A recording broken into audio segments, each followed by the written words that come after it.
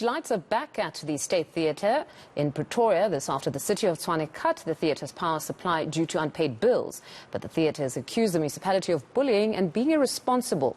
It claims it's been billed incorrectly, even for the time when it wasn't operating during the hard lockdown. For more on this, we're joined by the theatre's Sibongiseni Mkhize. Mr. Mkhize, thank you very much for your time this afternoon. Now, we understand that your electricity was cut off but has since been restored.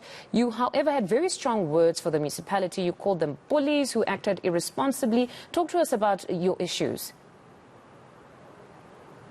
Well, thank you very much for giving us the opportunity to clarify the matter. It was really unfortunate that the municipality took that decision to disconnect our electricity. We are of the view that that was unjustified and unwarranted because as the theatre, we had engaged with the officials to say, please look at our concerns with regard to billing, because we believed and we had evidence based on our own meters that we installed to demonstrate that we were overcharged for the past 2 or 3 years, maybe even for a much longer period. So we were actually waiting for that matter to be resolved first, and it was unfortunate then that the city resolved to cutting our electricity off on Thursday. But I must also say that the team first came on Tuesday. We explained to them and they understood our reasoning. But unfortunately, there was another team that was sent on Thursday with a clear mandate to disconnect. Hence, we found ourselves for that day. In fact, it was a whole day because it was around 3 o'clock on Thursday until 3 o'clock the following day in the afternoon when we did not have electricity. Correct me if I'm wrong. My understanding of what you're saying is that you had lodged a dispute of sorts around your billing for the past 2-3 years. So between that period while you were waiting to sort out that dispute, were you paying any amount for electricity as and when you were billed? Yes, despite the fact that the bills were high, what we were doing as a responsible institution was to ensure that we compare our meters with the meters of the city. So on a monthly basis, we were paying what we believed to be the correct consumption of the South African State Theatre. So in fact, since this problem started, the State Theatre has never taken a position that it would not pay. So on a monthly basis, we honor our commitments to the city. It was only when we realized that the bill was unreasonable that we took the decision to say, no, we cannot pay the extra amounts because it's unreasonable, and we lodged a dispute with the city. It's a matter that we are still going to follow up. But how long ago did you lodge the dispute? Yeah. How long ago did you lodge the dispute? Yes, we lodged the dispute around December because we were only able to install the parallel meters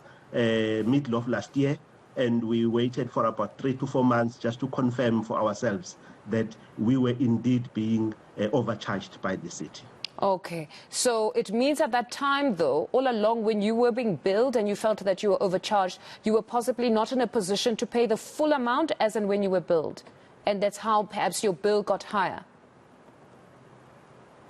Well, even if we're paying full amounts, the bill was becoming more unreasonable. We were paying full amounts, and there were times when we couldn't pay the full amount. But there was never a time when the State Theatre decided not to pay the City of Tshwane. In fact, around January this year, we had already paid around 900,000 to the city. But then we are still sitting with this bill that keeps on growing. So we have never had or been at a time where we're not paying. You also made another very concerning allegation that, in fact, during hard lockdown, where there was little to no use of electricity, that you were billed. Is this correct?